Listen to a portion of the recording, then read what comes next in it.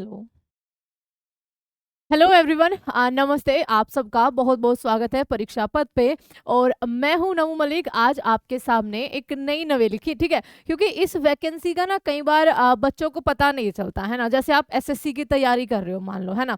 आप तैयारी कर रहे हो सीजीएल की, है ना। तो आप सीएचएसएल भी भरते हो, है ना, यानी कि एलडीसी का भी पेपर देते हो, आप जीडी का भी एग्जाम देते हो, आप सिलेक्शन पोस्ट के लिए भी कई बार एलिजिबल होते हो। तो उसी तरीके से आपका एक तरह से कहिए ना, एक संस्था है DSSB करके, ठीक है।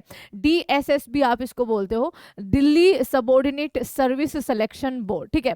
इसमें अगर आपकी जॉब लगती है तो वो दिल्ली के अंदर ही आपकी लगेगी, ओके।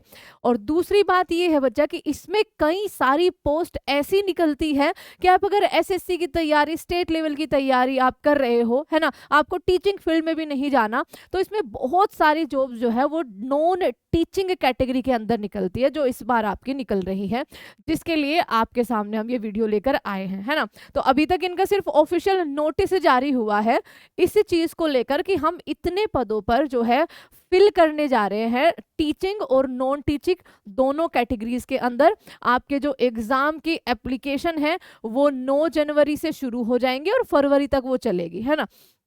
अभी एग्जाम ये कब कराएंगे, क्योंकि इनके एग्जाम थोड़े जल्दी ही होते हैं, ऐसा नहीं है कि बच्चा बहुत ज़्यादा टाइम लेते हैं कि फॉर्म हमने निकाल दिए तो 6 महीने बाद आपका एग्जाम होगा, जल्दी ही आपका एग्जाम हो जाएगा।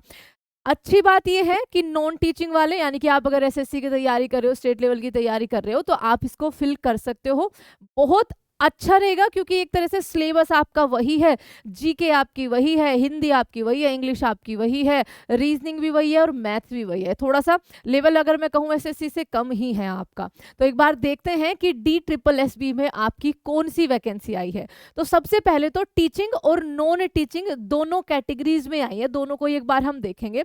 इसकी जो रिक्रूटमेंट ऑर्गेनाइजेशन है बच्चा, इसको DSSB ही करवाती है आपको अगर ये फॉर्म फिल करना है, ठीक है। इसके बारे में पूरी जानकारी लेके आप इसके लिए एलिजिबल हो या नहीं हो, तो आप इसकी ऑफिशियल जो वेबसाइट है वहीं पर जाकर इस फॉर्म को फिल कर सकते हो, है ना। तो DSSB ही आपका ये ऑर्गेनाइजेशन है जो ये रिक्रूटमेंट निकालता है। पोस्ट नेम आपका वेरियस टीचिंग और नॉन टीचिंग जो है, इसमें आपकी जॉब्स निकली हुई है, वैकेंसीज निकली हुई है। ये जो आपका अभी दिसंबर में कुछ ही दिन हुए हैं बच्चा, ये जो एडवर्टाइजमेंट निकाला था, टोटल जो वैकेंसीज है टीचिंग और नॉन टीचिंग में, यानी क्लैरिकल स्टाफ और टीचिंग स्टाफ के अंदर, वो 4214 के आसपास है। जॉब लोकेशन दिल्ली में ही रहती है। कैटेगरी आपकी DSSB रिक्रूटमेंट 2024 की है। ऑफिशियल वेबसाइट जब ये ऑन हो जाएगी तो आपका DSSB.delhi.government.in पर जाकर ही आप इसके बारे में पूरी जानकारी जो है वो ले सकते हो। अब इसके अलावा मैम डेट्स क्या क्या इंपॉर्टेंट है, तो देखो नोटिफिकेशन आपका रिलीज हुआ था कल, यानी कि 24 दिसंबर को। अप्लाई आप कर सकते हो 9 जनवरी 2024 से, है ना।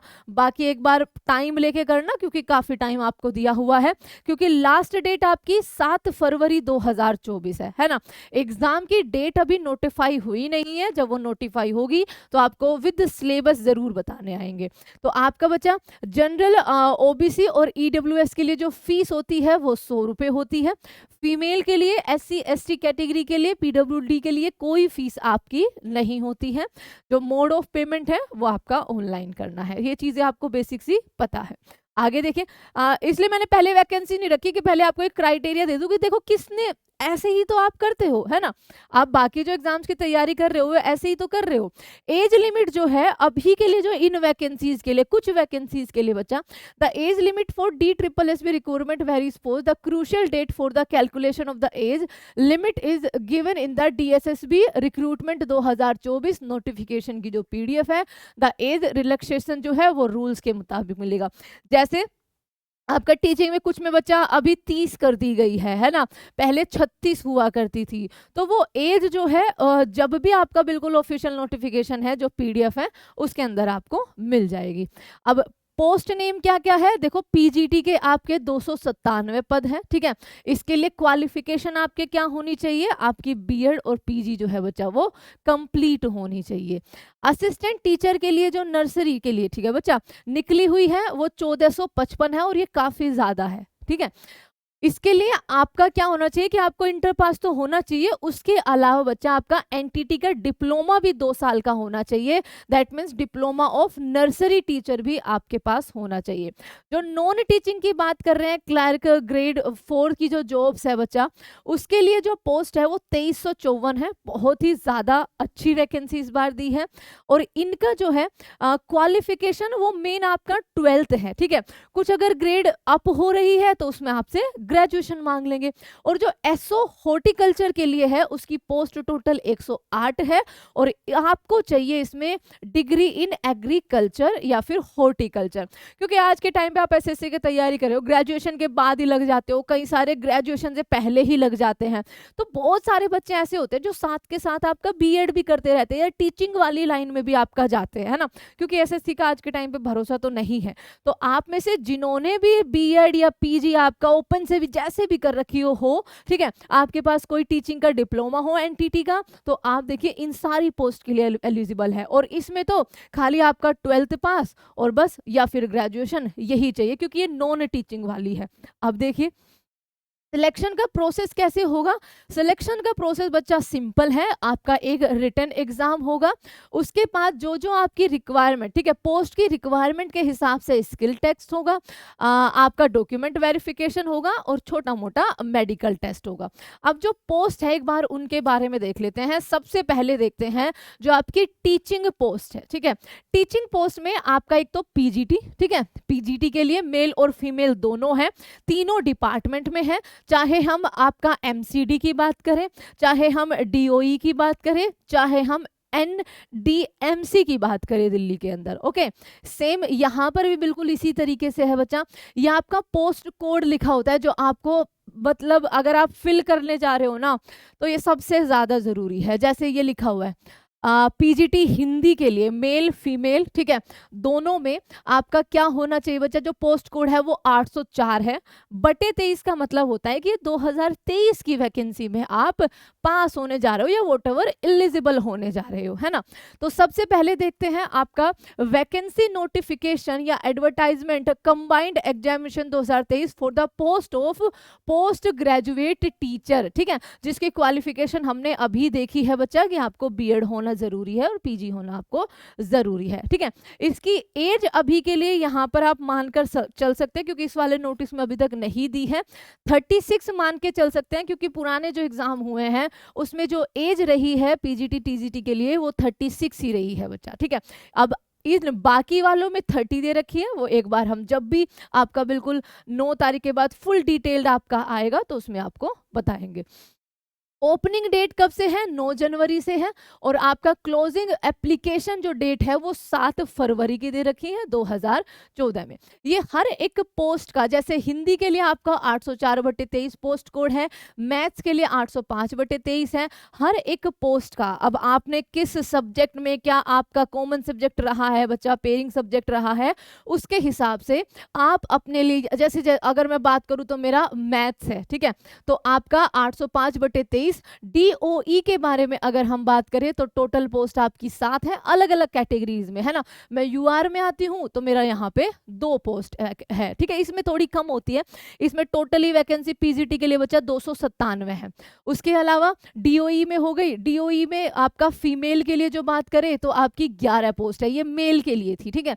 और आपका एनडीएमसी के लिए बात करें तो आपकी 4 पोस्ट है। आपने बायो से कर रखी है, आपने इकोनॉमी से हो, आप कॉमर्स से हो, वो आपका अलग अलग सब्जेक्ट है। ये अलग अलग डिपार्टमेंट, तीनों के तीनों दिल्ली के, चाहे वो एनडीएमसी हो, चाहे वो एमसीडी हो, चाहे वो आपका डीओई हो। तो ये टोटल आपकी 297 पोस्ट है, ये चीज अभी ध्यान रखेंगे। अभी एज का इसमें कुछ दे नहीं रखा, आप मान के चलिए कि 36 ही होगी आपकी, है ना। दूसरा है यहाँ पर नर्सरी टीचर के लिए, सेम एज इट इज बच्चा, आपका असिस्टेंट टीचर नर्सरी पोस्ट जो कोड है वो 817/23 है, ठीक है। अब इसमें मेल और फीमेल और तीनों डिपार्टमेंट एमसीडी, डीओई और एनडीएमसी के लिए आपकी जो टोटल पोस्ट है हर एक कैटेगरी की वो 1455 है। क्या है वो आपकी 1455 है। इसमें आपको क्या है एलिजिबिलिटी कि 12th पास आप हो, प्लस आपके पास एनटीटी का 2 साल का, नर्सरी टीचर का 2 साल का आपके पास डिप्लोमा होना चाहिए। ये इसकी एलिजिबिलिटी क्राइटेरिया होता है। ये चीज आप ध्यान रखेंगे। 9 तारीख से फॉर्म फिलिंग शुरू हो जाएगी, 7 फरवरी तक आपकी फॉर्म फिलिंग चलेगी। अब देखिए नॉन टीचिंग में जो सबसे ज्यादा काम की मेरे को आपके लिए लग रही है कि आप इसको फिल जरूर करना। सबसे पहले देखो आपका combined examination 2023 for lower division clerk, junior assistant, stenographer grade 2, junior stenographer Hindi और इंग्लिश का, लोअर डिवीजन क्लर्क कम टाइपिस्ट के अंदर आपकी वैकेंसी है, जूनियर स्टेनोग्राफर की है, स्टेनोग्राफर एंड असिस्टेंट ग्रेड 1 के अंदर है। अब देखो हर एक पोस्ट का नाम लिखा है, जैसे मैं सबसे पहले वाली छेड़ लूं यहाँ पे, है ना। पोस्ट कोड आपका क्या, नॉन टेक्निकल के लिए, डिविजनल क्लर्क के लिए 802/23 है। ये सबसे जरूरी है पोस्ट कोड। जैसे ग्रेड 4 जूनियर असिस्टेंट, डिपार्टमेंट का कौन सा होगा, सर्विस डिपार्टमेंट होगा, पे लेवल 2 होगा, यूआर में वैकेंसी 788, ओबीसी में 500, 1672 आपकी क्या है टोटल वैकेंसी इसके अंदर है बच्चा। दूसरा उठा लीजिए लोअर डिवीजन कम टाइपिस्ट, ठीक है, इंग्लिश और हिंदी दोनों में, Delhi urban shelter improvement board के अंदर ये आपका होगा। और ओके उसमें टोटल जो वैकेंसी है आपकी सारी कैटेगरीज को मिलाकर 256 है। और इन्हीं में ये अलग अलग जो स्टेनोग्राफर ग्रेड 2 लोअर डिवीजन आपका हो गया, जूनियर असिस्टेंट, इन सब में बच्चा आपका टोटल वैकेंसी 2354 वैकेंसी है। ये चीज आप लोग ध्यान रखेंगे, ठीक है। आपका इसमें क्या है, इसमें कईयों में आपकी 12th पास चाहिए होती है, कईयों में आपसे ग्रेजुएशन मांग लेते हैं, ये चीज ध्यान रखना। अब देखिए इधर आइए एसओ के लिए, ठीक है, एसओ ऑफिसर, अब ऑफिसर लेवल की है तो आपसे ग्रेजुएशन मांगेंगे, क्लर्क लेवल की है तो आपसे 12th मांगेंगे। अब देखिए सेक्शन ऑफिसर हॉर्टिकल्चर के अंदर आपका कहां पर, सबसे पहले तो एमसीडी में और एनडीएमसी दोनों के लिए बच्चा पोस्ट कोड 803/23 है। आपका जो टोटल वैकेंसी है 89 तो है आपका एमसीडी के अंदर, ठीक है, एसओ के लिए, और 19 वैकेंसी है आपकी एनडीएमसी के अंदर, तो टोटल 108 आपकी वैकेंसी है ना। एलिजिबिलिटी क्राइटेरिया आपको पता चल गया, क्लैरिकल 12th और इसमें आपकी ऑफिसर लेवल है तो ऑब्वियसली ग्रेजुएशन आपसे मांगेंगे। टीचिंग और नॉन टीचिंग का भी, नर्सरी के लिए आपको 12th प्लस एनटीटी का डिप्लोमा, और पीजीटी के लिए बच्चा बीएड प्लस पीजी होना आपका जरूरी है। और सिलेबस की बात करें तो वही एक दिन अलग से सिलेबस के लिए हम इस पे चर्चा भी करेंगे, ठीक है। इसका सिलेबस क्या होगा, पार्ट ए और पार्ट बी में आपका एग्जाम होता है, अगर आप टीचिंग वाले की बारे में बात करें, ठीक है, पार्ट ए और पार्ट बी में आपका है ना। आपका इसमें वही हिंदी, इंग्लिश, ठीक है, मैथ्स, रीजनिंग और जीके 20-20 नंबर की आपकी आती है, ध्यान रखना, यानी कि 100 क्वेश्चन। अगर हम पीजीटी की बात करें तो उसमें बस क्या होता है कि पार्ट बी में जो पेडागोजी और टीचिंग स्किल वाला सेक्शन होता है ना बच्चा, वो 200 क्वेश्चन का होता है, यानी कि 200 नंबर का होता है, ये 100 का हो गया है ना। बाकियों में अगर हम नर्सरी टीचर की बात करें तो 100 नंबर का ये और 100 नंबर का ये, 200 टोटल क्वेश्चन हो जाएंगे आपके, और आपका 120 मिनट मिलेंगे। बस ये है कि आपको 40% लाने दोनों में जरूरी है। आपके जो एक तरह से कहते हैं ना क्वालिफाइंग मार्क्स, कि 40% से अगर कम आए किसी भी सेक्शन में तो आप आगे इसमें नहीं बढ़ जाओगे, आप वहीं पे रद्द हो जाओगे, है ना। तो बस ये थोड़ी सी चीजें हैं। इसके सिलेबस के बारे में, एक्चुअल में आपको किस तरह की जॉब, किस तरह का काम करना होगा, एक दिन हम आराम से उस पर अलग से सेशन करेंगे। तो ये था अभी आपका DSSB में जो टीचिंग और नॉन टीचिंग जो पोस्ट निकली हुई थी उनकी वैकेंसीज के बारे में, और फिल जरूर करना, ठीक है। नॉन टीचिंग वाली आपके लिए एक सुनहरा मौका है बच्चा, दिल्ली के अंदर जॉब है, टाइम पर एग्जाम आपका हो जाएगा। Okay, take care everyone, bye bye.